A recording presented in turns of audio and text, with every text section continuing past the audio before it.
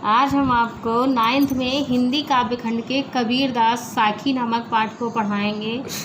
इसमें साखी में क्या है, दोहे ही दोहे हैं, तो ये सारे दोहों को पढ़ेंगे और इसका अर्थ बताएंगे। इससे पहले आपको कबीरदास जी का जीवन परिचय लिखना पड़ेगा। अपना कबीरदास जी का जीवन परिचय इससे पहले भी हमने सेंड किया था। कबीरदास का जीवन परिचय आप लिख लेना। उसके बाद ये जितने भी दोहे हैं इनको लिखना है और इसका अर्थ लिखना है।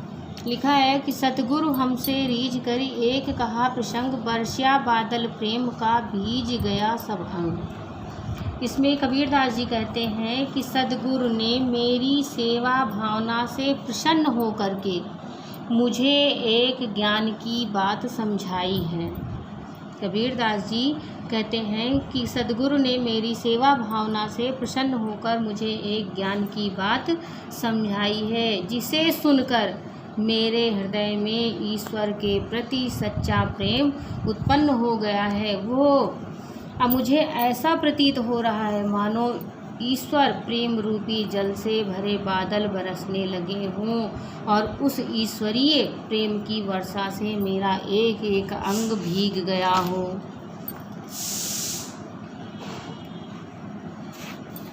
दूसरा देखिए, राम नाम के पट तरे, देवे को कुछ नाही, क्या ले गुरु संतोष, ये हौस रही मनमाही।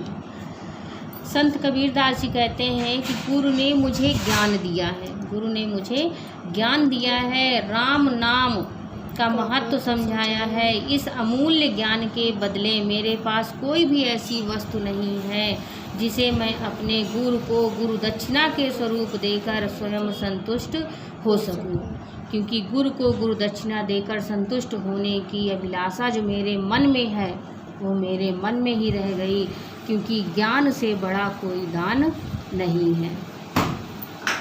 अगला है आपका कि ज्ञान प्रकाश्या गुरु मिल्या, सोजन बीसरी जाय, जब गोविंद कृपा करी तब गुरु मिलिया आई। कहा जाता है, कबीरदास जी कहते हैं कि सच्चा गुरु मिलने पर चारों ओर ज्ञान का प्रकाश फैल जाता है।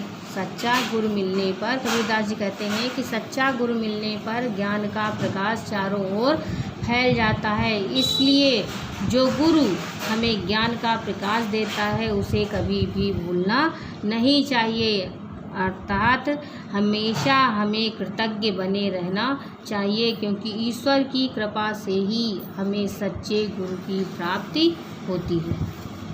अगला है कि माया दीपक नर पतंग, भ्रम भ्रम इवै पड़ंत, कहे कबीर गुरु ज्ञान तय एक आध उबरंत।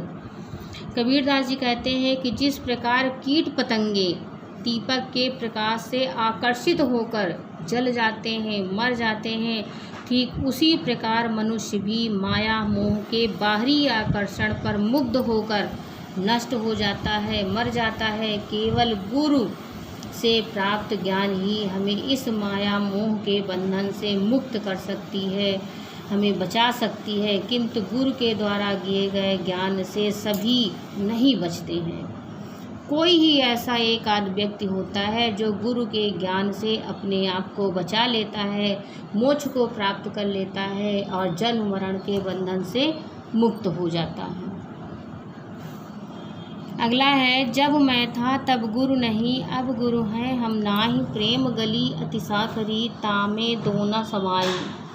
कबीरदास जी कहते हैं कि जब तक मेरे अंदर, मैं मीन्स होता है अहंकार, जब तक मेरे अंदर अहंकार था तब तक मेरे मन में गुरु के लिए कोई स्थान नहीं था, अर्थात मैं अहंकार के कारण गुरु के प्रति मेरे अंदर कोई भी श्रद्धा नहीं थी।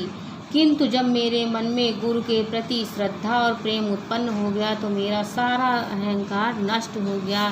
इसका कारण बताते हुए कबीरदास जी कहते हैं कि प्रेम रूपे हृदय की गली अत्यधिक सकरी है, उसमें एक साथ दो का प्रवेश नहीं हो सकता है, अर्थात जब अहंकार होता है तो गुरु का वास नहीं होता है, और जब गुरु का वास होता है तो अहंकार समाप्त हो जाता है।